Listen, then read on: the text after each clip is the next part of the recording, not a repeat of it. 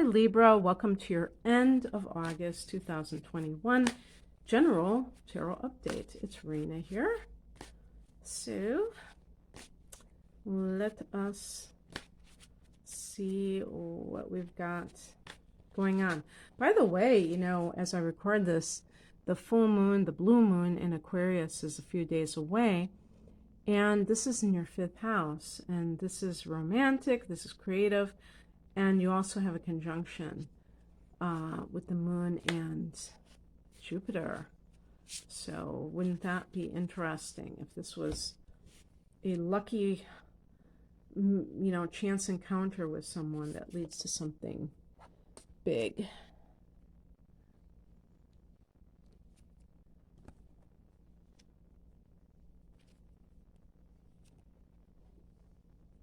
Well, I've been getting that 6 of Swords in so many different configurations. And there's your card. Justice card. Oh, Temperance. Interesting. Okay, now I'm going to just collect all these extra cards here. Alrighty then. The heart of the matter is the Ace of Swords. This is really, for you, this can just be moving forward, getting your head straight about something, you know, making up your mind about something. Perhaps you've really been at the horns of a dilemma. And also, to me, this can be like letting go of some kind of delusion or denial that you have been in and seeing things as they really are. It could be something along those lines.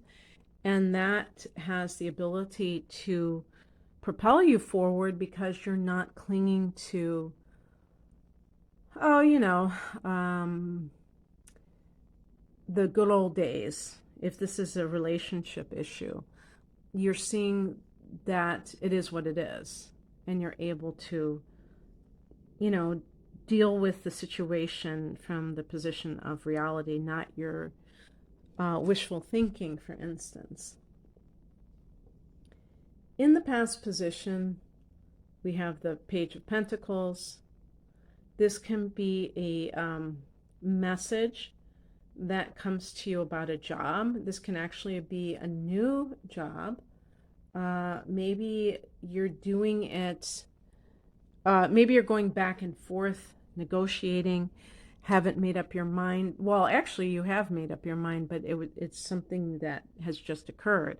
Now, that would make me think, because we have here at the higher message, the 6 of Swords, that you finally are not allowing someone to manipulate you into thinking that something was going to happen that wasn't going to happen, because we have here as the higher message the 6 of Swords, choosing peace over the drama, over the conflict that might have been occurring. And this can also be physical relocation. So in some cases, if this is even like also related to a relationship, you may just decide, I don't want to even be in the same area anymore because I don't want to risk running into that person. And it's not that you're afraid, it's that you really do want to disconnect. You don't want to be like still. Some people, I mean, it's the exact opposite. They kind of like do things almost in hopes of running into that person. So this would be the exact opposite of that. And it's not like running away in fear. It's like, I really want to move on. You know, I really do. And it's like, you know that you do, because it's like, it's almost like the last straw where you finally just get the memo. And actually, to tell you the truth, that could be what that blue moon in Aquarius is, because this is hitting your 5th house. And the 5th house can be love. And yes, the 5th house can be casual dating type of relationships, but it can be love itself. So people sometimes stay in bad relationships because they still love that person. Even if the person's a complete jerk to them, whatever, they still have feelings for that person. And this is kind of like allowing those feelings to run their course. And the Ace of Swords is like really seeing that you have done so. You can't, it's not one of those things where you can fake it until you make it. When you are hung up on someone, you're hung up on them, and it is what it is. You know what I mean? Until you can fully see, and with Libra, it can almost be like an intellectual thing where you can reason with yourself, you know, have some kind of reason within yourself, like, hey, this is not happening. Why are you hung up on this person? What crosses you is the King of Cups. This particular individual can be very manipulative, and they can get inside of your head, although cups is more your heart, your emotions. So I'm just using the term head in a as a phrase. Really what it is that when somebody manipulates you, they get you to feel certain things. They trigger certain feelings within you that make you, let's say, stick around, make you stay in that situation, even if you feel like it's not good for you, because you feel like, I mean, the way that they're putting it, it's like either your duty or, they act like they need you so much, but they're kind of keeping you in that place where you don't really have a chance of having a normal relationship, because they are narcissistic in their behavior. Whenever I have kings and queens in the challenge position and I'm talking about it, it doesn't have to be with romantic situations. It can be like a boss employee situation, for instance. I get the feeling of someone who is being jerked around by this individual, and they may not realize just how severe it is until they step away from it and they clear their head. And that's why I say with the Ace of Swords that you're starting to see these patterns and what they've done. Maybe there was an event that made it clear. Again, that full moon might be the catalyst for that, where maybe it's like a secret coming up that has been hidden a long time, and then that's when you're done. That's the straw that breaks the camel's back. What's coming in is the Justice card. If this is like for instance, a legal relationship, like a marriage, or if this is in like an employment situation, because Page of Pentacles, if you have gotten some kind of, it might even be a little bit of money that you feel is the springboard for you to have a new chapter in your life. The Page of Pentacles can be a student, so maybe you've decided to go back to school. Whatever this is, the Justice card can be that you are, even in some cases, pursuing some kind of legal action, arbitration in the workplace, due to what you may have considered to be unfair practices.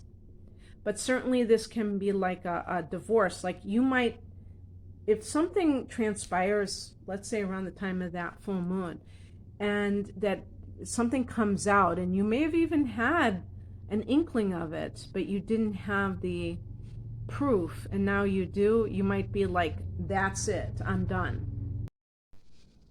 And it's like, get me, my lawyer. I wanna just a quickie divorce. I just want to move on, like the Six of Swords. You don't want something prolonged. You just want to cut to the chase, move on. Because this King of Cups individual can be very, very tricky in their, or uncanny in their ability to make you feel like you're the one who did something wrong.